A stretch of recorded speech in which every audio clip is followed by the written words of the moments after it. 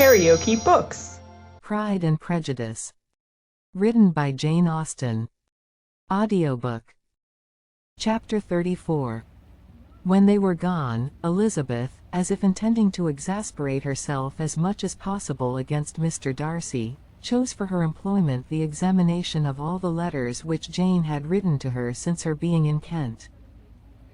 They contained no actual complaint, nor was there any revival of past occurrences, or any communication of present suffering. But in all, and in almost every line of each, there was a want of that cheerfulness which had been used to characterize her style, and which, proceeding from the serenity of a mind at ease with itself, and kindly disposed towards everyone, had been scarcely ever clouded. Elizabeth noticed every sentence conveying the idea of uneasiness, with an attention which it had hardly received on the first perusal. Mr. Darcy's shameful boast of what misery he had been able to inflict gave her a keener sense of her sister's sufferings. It was some consolation to think that his visit to Rosings was to end on the day after the next, and a still greater that in less than a fortnight she should herself be with Jane again, and enabled to contribute to the recovery of her spirits, by all that affection could do. She could not think of Darcy's leaving Kent without remembering that his cousin was to go with him, but Colonel Fitzwilliam had made it clear that he had no intentions at all, and, agreeable as he was, she did not mean to be unhappy about him. While settling this point, she was suddenly roused by the sound of the door-bell, and her spirits were a little fluttered by the idea of its being Colonel Fitzwilliam himself, who had once before called late in the evening, and might now come to inquire particularly after her. But this idea was soon banished, and her spirits were very differently affected, when, to her utter amazement, she saw Mr. Darcy walk into the room. In a hurried manner he immediately began an inquiry after her health, imputing his visit to a wish of hearing that she were better. She answered him with cold civility. He sat down for a few moments, and then getting up walked about the room. Elizabeth was surprised, but said not a word.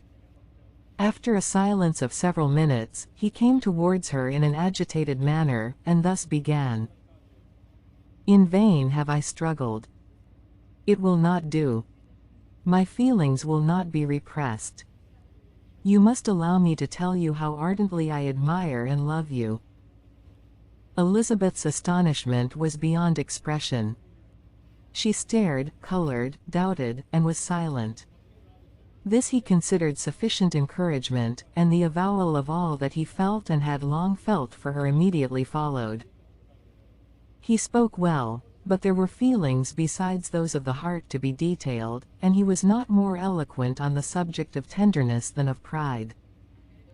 His sense of her inferiority, of its being a degradation, of the family obstacles which judgment had always opposed to inclination, were dwelt on with a warmth which seemed due to the consequence he was wounding, but was very unlikely to recommend his suit.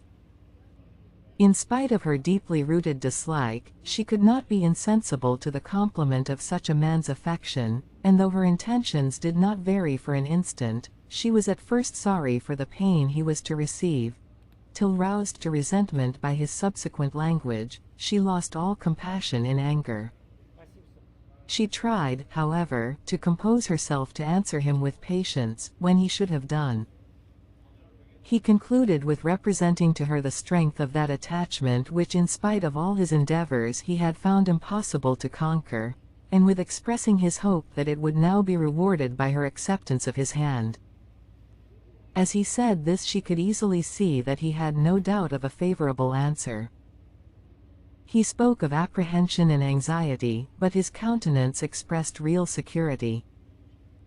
Such a circumstance could only exasperate farther, and when he ceased the color rose into her cheeks and she said, "In such cases as this, it is, I believe, the established mode to express a sense of obligation for the sentiments avowed, however unequally they may be returned. It is natural that obligation should be felt, and if I could feel gratitude, I would now thank you. But I cannot, I have never desired your good opinion, and you have certainly bestowed it most unwillingly. I am sorry to have occasioned pain to anyone. It has been most unconsciously done, however, and I hope will be of short duration. The feelings which you tell me have long prevented the acknowledgement of your regard can have little difficulty in overcoming it after this explanation.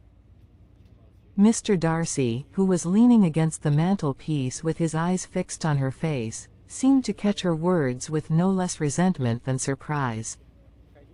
His complexion became pale with anger, and the disturbance of his mind was visible in every feature. He was struggling for the appearance of composure, and would not open his lips till he believed himself to have attained it. The pause was to Elizabeth's feelings dreadful. At length, in a voice of forced calmness, he said, "And this is all the reply which I am to have the honor of expecting. I might, perhaps, wish to be informed why, with so little endeavor at civility, I am thus rejected. But it is of small importance." "I might as well inquire," replied she, "why, with so evident a design of offending and insulting me, you chose to tell me that you liked me against your will, against your reason, and even against your character? Was not this some excuse for incivility, if I was uncivil? But I have other provocations. You know I have. Had not my own feelings decided against you, had they been indifferent, or had they even been favorable, do you think that any consideration would tempt me to accept the man who has been the means of ruining, perhaps forever, the happiness of a most beloved sister?"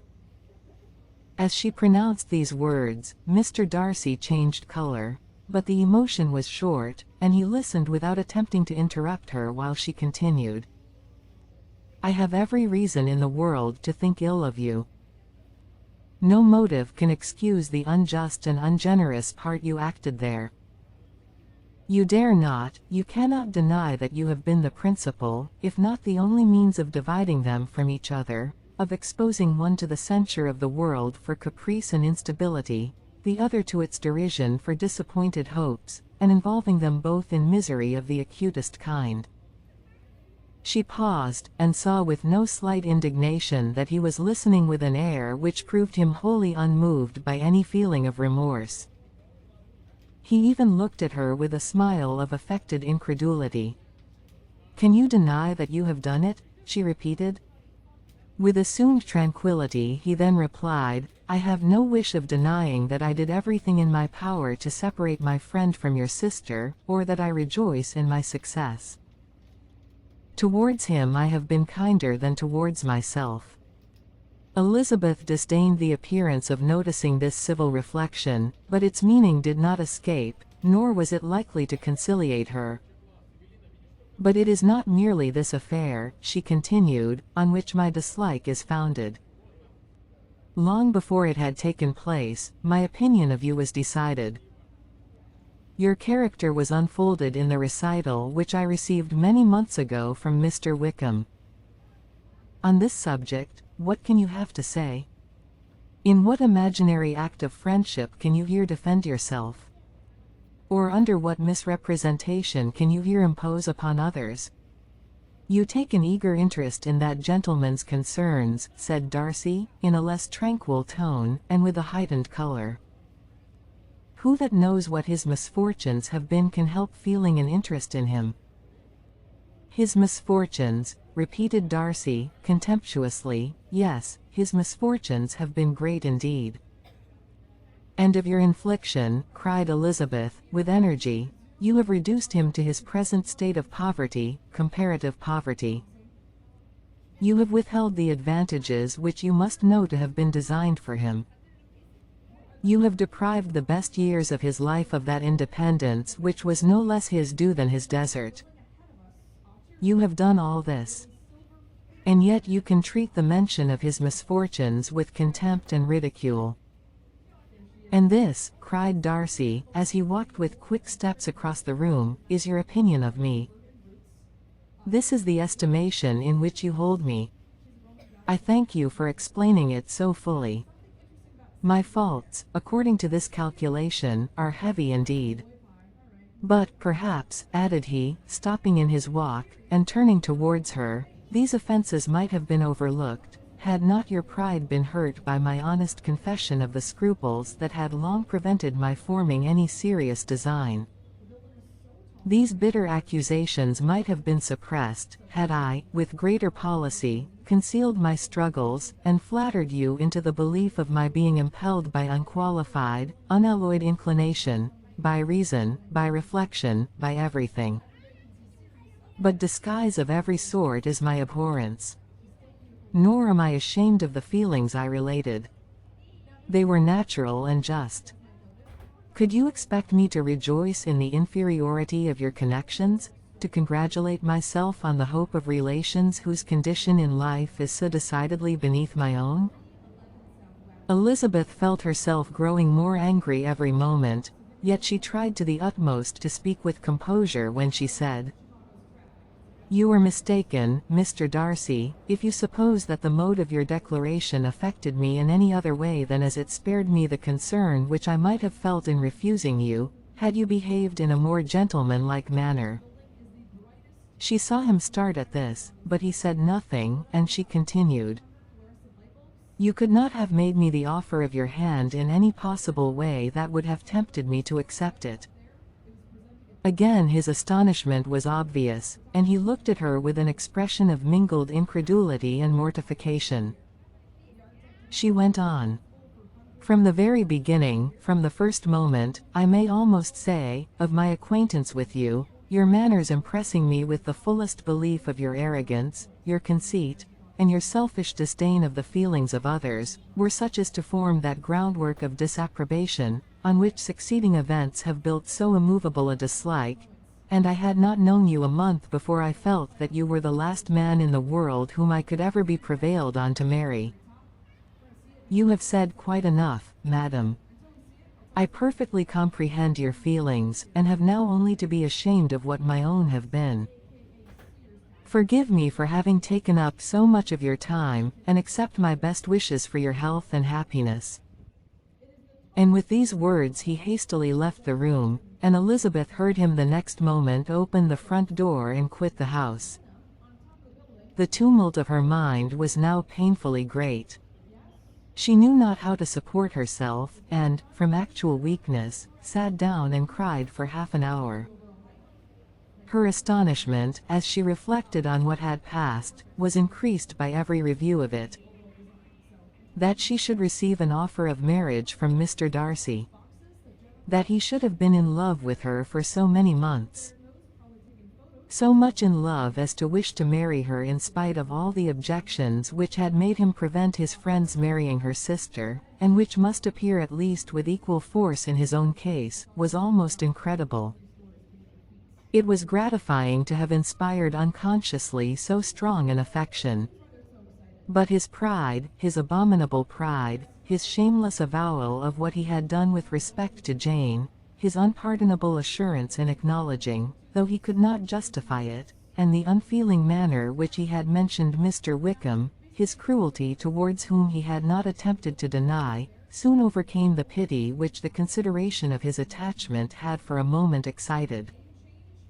She continued in very agitating reflections till the sound of Lady Catherine's carriage made her feel how unequal she was to encounter Charlotte's observation, and hurried her away to her room.